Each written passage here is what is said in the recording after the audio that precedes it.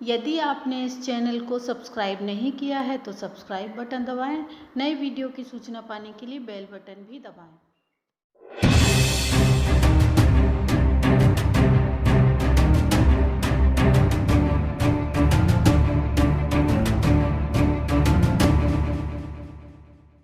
साथियों नमस्कार। TM India online YouTube channel में आपका हार्दिक स्वागत है। आज हम पर्सनैलिटी ऑफ द वीक की इस खास कड़ी में बातचीत करने जा रहे हैं मीना कोटवाल जी से। मीना कोटवाल जी, स्वागत है आपका इस कार्यक्रम में। बहुत बहुत शुक्रिया संजीव जी। साथियों, इसके पहले कि मैं मीना जी से आपकी मुलाकात कराऊं, बताना चाहूंगा कि मीना जी एक सक्रिय समाज सेविका भी हैं और जानी मानी पत्रकार हैं और काफी घूम घूम कर वो बहुत सारी अच्छी रिपोर्टिंग उन्होंने किया है, जो कि सोशल मीडिया में मौजूद है और अभी फ्रीलांस जो है पत्रकारिता कर रहे हैं। मीना जी, मैं ये जानना चाहता हूँ कि आप कहाँ के आप रहने वाली हैं, कहाँ आपका जन्म हुआ और कहाँ आपकी पढ़ाई लिखाई हुई, इस बारे में बताइए। संजीव जी, वैसे तो मैं दिल्ली में ही रहती हूँ और दिल्ली में ही पैदा हुई, यहाँ पढ़ाई लिखाई सब कुछ मेरा दिल्ली से ही हुआ है। दिल्ली में एक अम्बेडकर नगर है, वहीं मैं रहती हूँ और अम्बेडकर नगर, जैसा आप नाम से भी समझ पा रहे हैं कि यहाँ पे किस तरह के लोग रहते होंगे, तो मैं खुद दलित हूँ और मेरे आसपास भी जो है बहुजन समाज के लोग अधिकतर रहते हैं और यही मेरी स्कूलिंग हुई है, सब कुछ हुआ है। ग्रेजुएशन जो है मैंने जामिया मिलिया इस्लामिया से की है। उसके बाद मेरा पीजी हुआ है आईआईएमसी से। एमफिल हुआ है लखनऊ में, सेंट्रल यूनिवर्सिटी है, अंबेडकर यूनिवर्सिटी, वहां से हुआ है। उसके बाद बीबीसी में मैंने ज्वाइन किया था एक पत्रकार के तौर पर। उससे पहले भी पत्रकारिता से मैं जुड़ी हुई थी। नेशनल दस्तक आपने सुना होगा, नेशनल दस्तक जब उस टाइम लॉन्च भी नहीं हुआ था, उस समय मैं जुड़ी हुई थी। तो नेशनल दस्तक के साथ भी मैंने 6-7 महीने काम किया है। तो पत्रकारिता तो इस तरह से शुरू हुई और घर में जैसे कोई पढ़ा लिखा नहीं है, माता पिता जो है मेरे वो मजदूरी करते थे और बहन भाई, हम 5 बहन भाई थे, तो उनमें भी कोई खास पढ़ा लिखा नहीं है। 8वीं से ज्यादा जो है मेरी बहनें हैं वो पढ़ी नहीं है। भाई था जो 10वीं तक पढ़ा था। उसके बाद मेरा ही था कि मैं ही पढ़ी हूँ, अपने खानदान में जो हूँ इतनी पढ़ी लिखी जो है मैं ही थी। और इसके अलावा कोई था नहीं, तो दूर दूर तक कोई शिक्षा, हमारा जो घर का जो बैकग्राउंड है शिक्षित नहीं है, तो इस तरह से हमें जो है शिक्षित परिवार नहीं है, उस तरह से शिक्षा हमें मिली नहीं है। लेकिन हाँ, अपने ही मन से था कि हम लोग पढ़े, आगे बढ़े और जहां तक पढ़ाई खत्म नहीं हो जाती तब तक पढ़े। तो मेरा जो सपना है वो पीएचडी करने का है, कि मैं पीएचडी कम से कम कर लूं कि उसके बाद पढ़ाई नहीं होती है। तो बचपन से ही सपना है कि पीएचडी एटलीस्ट मैं करूंगी। तो वहां तक मुझे पढ़ना है। और अभी जो है बीबीसी में मैं जब जुड़ी थी, तो बीबीसी में मैंने 2 साल काम किया। वहाँ पे मैंने दलितों से और मुस्लिम महिलाओं, इन सब मुद्दों पे काम किया। तो आप मुझे ये बताइए कि बीबीसी में आप कैसे जुड़े, और इससे पहले मैं ये जानना चाह रहा हूँ कि आपने कब डिसाइड किया या क्यों डिसाइड किया कि आपको पत्रकारिता की लाइन में आना चाहिए? ऐसा कुछ पहले से कभी सोचा नहीं था संजीव जी के पत्रकारिता से जुड़ना है या नहीं, लेकिन 12वीं के बाद मैं 11वीं से ही नौकरी करने लग गई थी। सैटरडे संडे जो होता था, मैं पार्ट टाइम जॉब करती थी और खुद पैसा कमा के खुद पे ही इन्वेस्ट करती थी, क्योंकि फैमिली इतनी स्ट्रांग नहीं थी मेरी, फाइनेंशियली स्ट्रांग नहीं थी, तो खुद से ही मैं करती थी और मुझे वो पसंद भी था कि मैं खुद से कमा के कुछ करूँ। तो 12वीं के बाद मैंने जो है जो ग्रेजुएशन की थी, वो ओपन से की थी, तो उसमें मुझे कॉलेज नहीं जाना पड़ता था, तो मुझे लगता था कि मैं नौकरी भी कर लूँगी और मेरी पढ़ाई भी हो जाएगी। लेकिन उस टाइम ये हुआ कि वो कुछ मज़ा नहीं आता, लगता ही नहीं था कि मैं कुछ पढ़ रही हूँ। और वो जो नौकरी भी होती थी 12वीं के बेस पे, आप जानते हैं किस तरह की नौकरियाँ मिलती हैं, तो वो बहुत अच्छी नौकरियाँ भी नहीं होती थी। तो लंबी थी, पतली थी और मतलब दिखने में भी ठीक थी। तो लोग कहते थे कि अच्छा तुम्हें मॉडलिंग कर लेनी चाहिए या एयर होस्टेस बन जाना चाहिए, तो या मीडिया से जुड़ जाना चाहिए। तो उस टाइम मुझे मीडिया से लगता था जैसे जो टीवी पे एंकर आते हैं वही होते हैं मीडिया वाले, और उसके अलावा मुझे पता ही नहीं था कि उसके पीछे भी कितने सारे लोग जुड़े होते हैं। तो बिल्कुल। उस इसलिए फिर मैंने जामिया में जो है एडमिशन लेना चाहा और उस टाइम फॉर्म भी निकले थे। तो वहाँ पे फॉर्म भरा, एडमिशन हुआ, सिलेक्शन हो गया, तो वहाँ से शुरुआत की मैंने। तो वहां जाके पता चला कि मीडिया एक्चुअल में होता क्या है, पत्रकारिता एक्चुअल में होती क्या है। तो वहां से शुरुआत हुई। फिर उसके बाद तो जो है इंटरेस्ट जो है अपने आप में बढ़ता गया कि किस तरह के मुद्दों पे काम करना है, किन के लिए काम होता है समाज में, किन के लिए नहीं हो रहा है। तो फिर वो धीरे-धीरे जो है उसी में आगे मैंने पढ़ाई करना शुरू कर दी। फिर आईआईएमसी से जुड़ गई, आईआईएमसी के बाद फिर एमफिल मैंने इसी में किया। मास कॉम में ही मैंने एमफिल किया है। तो इसी तरह से जो है मेरी मास कम्युनिकेशन में जो है पकड़ बनती गई। और जब नेशनल दस्तक में थी मैं, तो नेशनल दस्तक में जब आईएमसी के बाद मैं नेशनल दस्तक से जुड़ी थी। तो उस टाइम पे नेशनल दस्तक क्योंकि दलितों और बहुजनों पे ही स्टोरीज करता है, तो वहां पे बड़ा अजीब लगता था कि कितना जो है अत्याचार अभी भी है, मौजूद है, प्रैक्टिस होता है, जो जी। भेदभाव है जाति के आधार पर या लिंग के आधार पर, कितनी सारी चीजें। तो उस तरह की खबरें कर करके ना बहुत विचलित हो गया था मन कि पत्रकारिता से नहीं जुड़ना है, क्योंकि जो लोग इस समाज के लोग भी हैं, पत्रकार बने हुए हैं, वो लोग भी आवाज अपनी नहीं उठा सकते हैं। वो लोग भी जो है एक जो उनके बॉस हैं, क्योंकि बॉस जो है सारे एक ही जाति के हैं, एक ही कास्ट के हैं, तो उनके अंडर में काम करना बहुत मुश्किल हो जाता है। और मेरे दोस्त लोग भी थे, वो बताते थे कि हमारे लोगों का कोई यहाँ पे वर्चस्व नहीं है, हम लोग जो है सिर्फ एक कठपुतली की तरह काम करते हैं। तो बड़ा मन दुखी हो गया था कि जब हम अपने मन का कर ही नहीं सकते हैं, हम अपनी जो व्यथा है खुद ही नहीं बता सकते, तो क्या फायदा इस तरह से जुड़ने का। तो मैंने फिर एकेडमिक में जाने की सोची और मैंने फिर वहां से एमफिल किया, एमफिल की तरफ गई और सोचा नहीं था कि वापस जो है पत्रकारिता की तरफ आऊंगी, जर्नलिज्म जो है दोबारा शुरू करूंगी। लेकिन एमफिल के टाइम पर ही जो है बीबीसी में फॉर्म निकले थे और काफी ज्यादा लोगों की वो लोग भर्ती कर रहे थे, तो उस टाइम पे मैंने भी फॉर्म भरा और वहां पे मेरा सिलेक्शन हो गया और बीबीसी में जुड़ गई। क्योंकि बीबीसी एक ऐसा नाम सुना हुआ था कि वहां पे आप सोच भी नहीं सकते कि वहां पे कास्टिज्म होगा, क्योंकि जो बीबीसी है वो स्टोरी ही इस तरह की करता है कि वो मुस्लिमों पे, महिलाओं पे, दलितों पर इस तरह की स्टोरी करता है। तो आप सोच भी नहीं सकते कि वहां पे भी कितना जो है कास्टिज्म जो है भरा पड़ा है। तो वहां पे और 2 साल वहां जब बिताए, तो वहां के न्यूज रूम का जो मैंने देखा कि किस तरह के हालात बने हुए, किस तरह के लोग हैं, किस तरह के लोग काम कर रहे हैं, किस तरह की जो है आइडियोलॉजी उनके दिमाग में चल रही है, तो वो सब चीज देखकर और ज्यादा दुखी होना पड़ा। और वो सब चीज मैंने खुद झेली कि किस तरह से आपके साथ भेदभाव होता है, आप किस समाज से आते हैं, तो उस समाज से आने के बाद आपके साथ क्या क्या होता है, किस तरह से आपको लोग इग्नोर करते हैं। वो सारी चीजें मैंने बीबीसी में जाकर देखी और खुद अपने ऊपर प्रैक्टिस होते हुए देखा, तो और ज्यादा मन दुखी हुआ।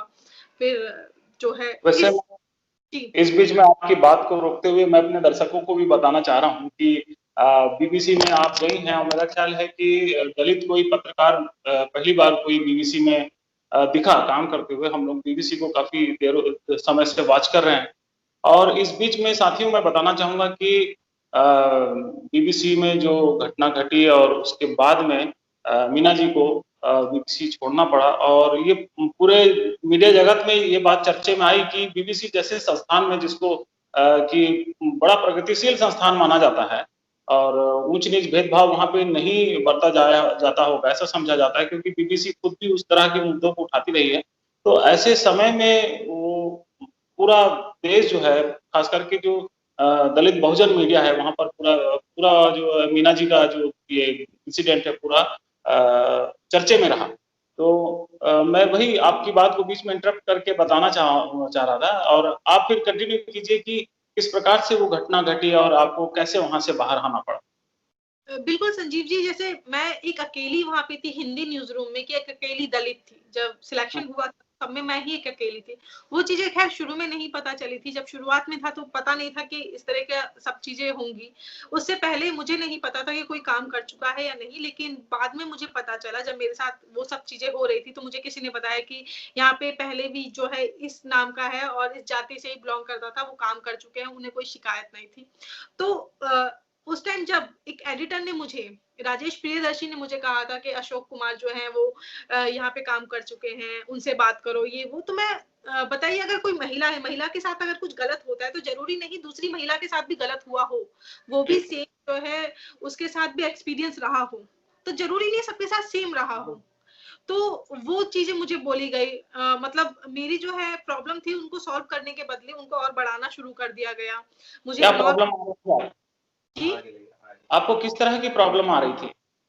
जैसे मैंने शिकायत भी की थी, मुकेश शर्मा जो है वहाँ पे एडिटर थे हिंदी के, अभी भी हैं, तो उनको मैंने बताया था कि यहाँ का माहौल अच्छा नहीं है, मतलब बहुत अजीब माहौल है, घुटन सी मुझे महसूस होती है, लोग मुझसे बात नहीं करते, इग्नोर करते हैं, गुड मॉर्निंग गुड आफ्टरनून अगर कुछ कहो उन्हें तो वो लोग इग्नोर करके चले जाते हैं, बात करना पसंद नहीं करते हैं।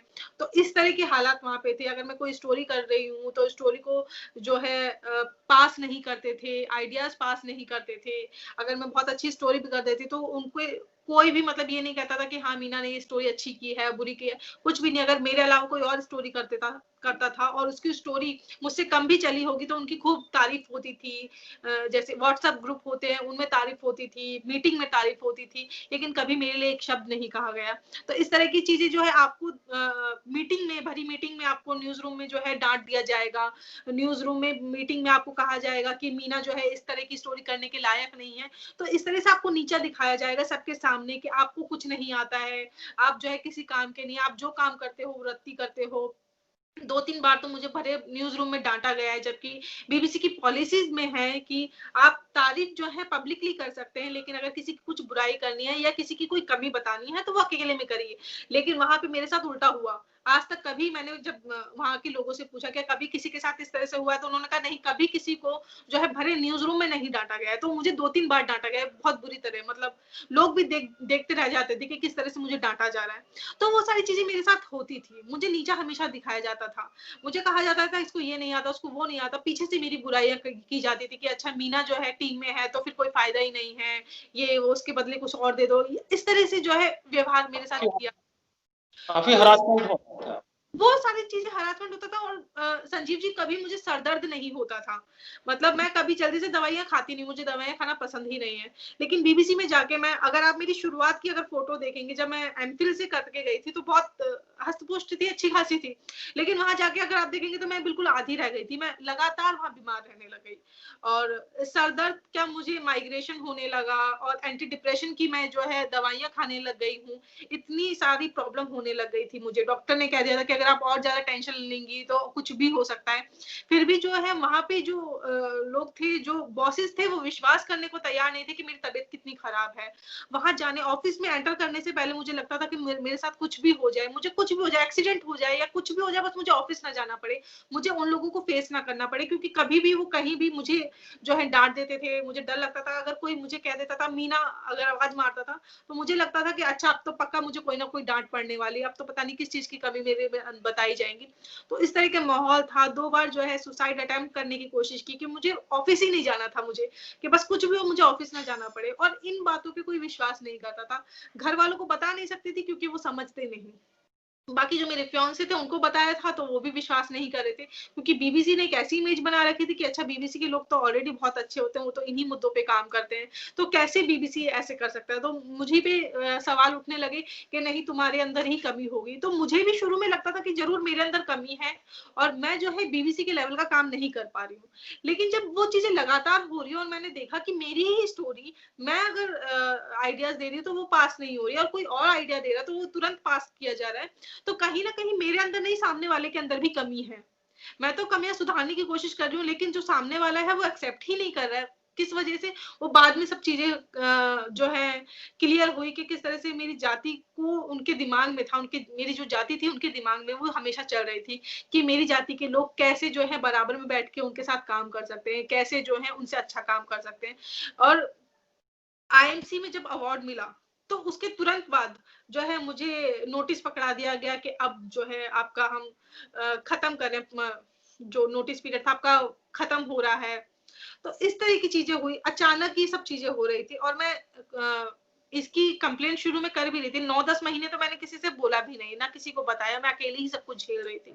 लेकिन जो एडिटर थे मैंने उनको बताया, उनको भी मैंने इस तरह से बताया कि यहाँ का माहौल खराब नहीं है। मैंने उनको कास्ट के लेके नहीं बताया, कि मैंने ये नहीं कहा कि मेरे साथ कास्ट की वजह से ऐसा हो रहा है, कभी उनको नहीं एहसास दिलाया। लेकिन उन्होंने भी क्या कहा, हम बात करेंगे बीबीसी में रह के, अगर आप ये सब फील कर रहे हैं तो बीबीसी के लिए बुरा है।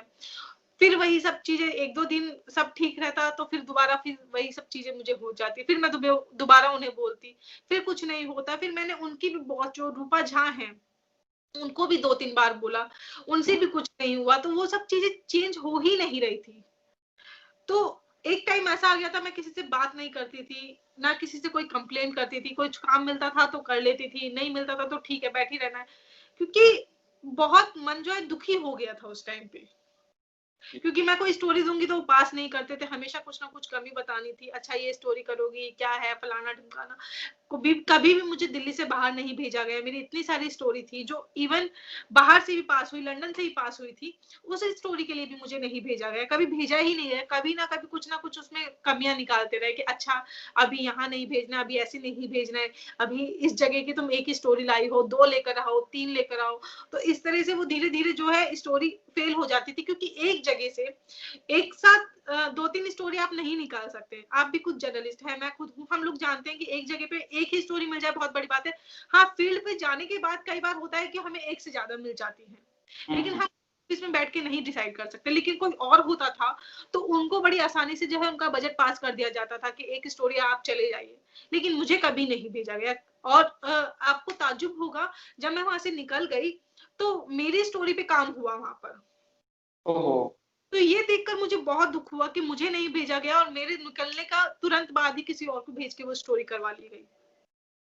ये बड़ा दुखद है, मतलब ये सिर्फ एक स्टूडियो की या एक संस्थान की बात नहीं है, अभी तमाम जो संस्थान है जिसमें खासतौर पर जो इस तरह के मनुवादी और ब्राह्मणवादी लोग काम कर रहे हैं, सारे जो समाज मीडिया में लगभग लगभग यही हालत है। इसीलिए अपनी जो दलित डिग्निटी या दलित पहचान के साथ में कोई भी व्यक्ति वहाँ पर काम करता हुआ नहीं दिखता है। तो आपने बताया कि किस प्रकार से आपके साथ इस बुरा व्यवहार हुआ। तो मीना जी, अब आप फ्री होकर के फ्रीलांस आप पत्रकारिता कर रही हैं और एक जो दलित बहुजन जो पत्रकारिता है उससे जुड़ी हुई हैं, और फेसबुक में भी आप लिख रही हैं, लगातार आप कविताएं भी लिख रही हैं, आपके पोस्ट और आपके लेख वगैरह भी पढ़ने के लिए मिलते हैं। तो ये बताइए कि अब आगे क्या आप करने का प्लान है? कुछ किताबें वगैरह की योजना है या फिर और कुछ विशेष किसी खास प्रोजेक्ट पर आप काम कर? संजीव जी, किताब लिखने का तो मेरा सपना है कि मैं किताब लिखूं। 1-2 लोगों ने मुझे कांटेक्ट भी किया था कि हमारे साथ आप मिलकर किताब लिखिए, लेकिन समय नहीं रहता था और उनकी मेरी वजह से अगर किसी का काम रुक जाता तो मुझे वो भी पसंद नहीं आया। तो मैंने कई लोगों को मना भी किया कि अभी नहीं हो पाएगा मेरे से। हाँ, लेकिन मैं अपनी एक किताब ज़रूर लिखूँगी और अभी तो समय नहीं है। और फ्रीलांस जो मैं काम कर रही हूँ उसकी भी एक ये वजह थी कि जब आप एक तो दलित हैं, दलित की वजह से आपको जल्दी से नौकरी मिलती नहीं है।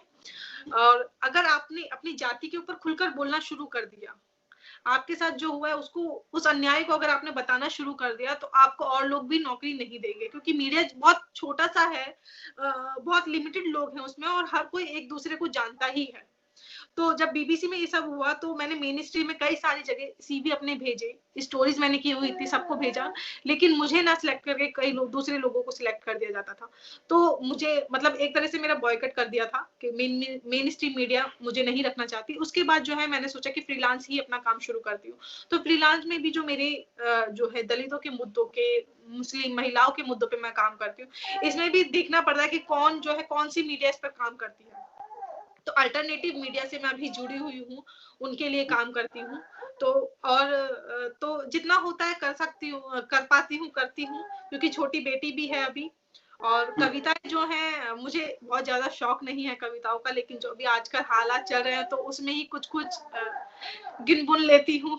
लोगों को पसंद आती बहुत है अच्छा तो। आप लिख रही हैं, और कविताएँ पढ़ने को मिली, बहुत अच्छा लगा। आप कविताएँ ज़रूर लिखिए, भविष्य में भी आपको जो है आपसे इस तरह की कविताओं की अपेक्षा रहेगी।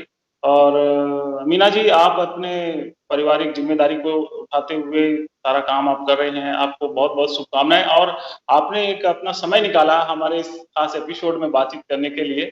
मैं इसके लिए आपको बहुत-बहुत धन्यवाद देता हूँ।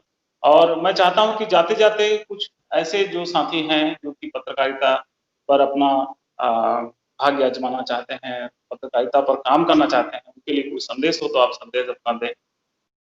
देखिए संजीव जी, मैं चाहती हूँ जो हमारे जैसे लोग हैं, जो दलित समाज से आते हैं, बहुजन समाज से आते हैं, वो लोग खुल के काम नहीं कर पाते हैं, क्योंकि जब मैंने अपने लिए बोलना शुरू किया तो कई सारे लोग मुझे इनबॉक्स में आके बताते थे कि हम लोग भी मीडिया में इतने साल से जुड़े हैं, इतने महीनों से जुड़े हैं, लेकिन हम लोग खुल के बोल नहीं पाते और हमारे साथ सेम यही सारी चीजें होती हैं। तो मैं चाहती हूँ दबकर रहने का कोई सवाल पैदा नहीं होता। आप मतलब ऐसे लोगों के लिए काम मत करिए। मैं मजबूरी समझ रही हूँ, क्योंकि परिवार पालना है, अपना पेट भरना है, तो सबको काम करना है। लेकिन जब तक आप अपने लिए आवाज नहीं उठाएंगे, कल को आप किसी और के लिए नहीं बोल सकते, कल को किसी और को नहीं बोल सकते कि आप आवाज उठाइए। मेरे अंदर भी यही सब चीजें आई थी जब मेरे साथ ये गलत चीजें हो रही थी। तो मेरे पास भी ये था कि अगर मैं बोलूंगी तो जो है मुझे नौकरियां नहीं मिलेंगी, मुझे पता था। और अगर नहीं बोलूंगी तो मैं अपने आप को शीशे में कैसे देखूंगी, आईने में कैसे देखूंगी, या मेरे से कल को जो आने वाली पीढ़ी है वो मुझसे सवाल करेगी कि आप क्यों चुप रही जब आपके साथ गलत हुआ। तो मैं उनको जवाब देने के लिए मैंने ये जो है सामने आई हूँ। और मैं चाहती हूँ जो हमारी जैसी पीढ़ी है जो आज भी काम कर रही है, कहीं कहीं छिपते छिपाते अपना सरनेम छिपाते हुए काम कर रही है, उन लोगों को सामने आना पड़ेगा। क्योंकि अगर हम चुप रहे तो ये जो 15% गिने चुने लोग हैं उनका वर्चस्व ऐसे ही बना रहेगा और हम लोग कभी सामने आएंगे ही नहीं। जी, बिल्कुल सही कहा आपने कि अपनी डिग्निटी के साथ में सामने आकर के काम करना पड़ेगा, तभी बदलाव जो है वो हो सकेगा और इस तरह से जो गलत कर रहे हैं उनका भी पर्दाफाश हो। तो चलिए, बहुत अच्छा लगा, आपसे बातचीत हुई, भविष्य में भी कुछ मुद्दों पर आपसे बातचीत करेंगे और मैं अपने दर्शकों का भी शुक्रिया अदा करता हूँ कि उन्होंने इस वीडियो को ध्यान से देखा। अगर आप इस चैनल में नए आए हैं तो सब्सक्राइब कीजिए और वीडियो को लाइक कीजिए, शेयर कीजिए, तमाम अपने दोस्तों रिश्तेदारों तक इस वीडियो को पहुंचाइए और अगली बार हम फिर किसी खास पर्सनैलिटी को लेकर पर्सनैलिटी ऑफ द वीक की इस खास कड़ी में आपके सामने फिर से रूबरू होंगे। तब तक के लिए बहुत-बहुत धन्यवाद। नमस्कार। जय भीम।